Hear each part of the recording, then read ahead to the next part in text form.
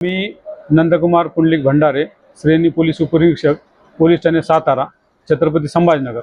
आम्ही पथकासह सातारा हद्दीमध्ये पेट्रोलिंग करीत असताना सातारा गावात येथे असताना पोलीस निरीक्षक श्री संगम ताटे साहेब यांना गोपनीय माहिती मिळाली की सातारा गावामध्ये राहणारा विनोद खाजेकर याच्याकडे तलवारी आहेत अशी माहिती मिळाली।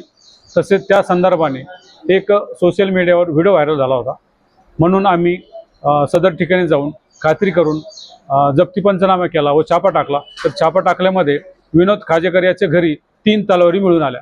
त्या 3 तलवारी आम्ही जप्त करून विनोद खाजेकर यांच्या विरुद्ध गुन्हा दाखल करण्यात आले आहे। आर्मॅक्टच्या भारतीय हत्यार कायदा त्या संदर्भात गुन्हा दाखल करण्यात आलेला आहे।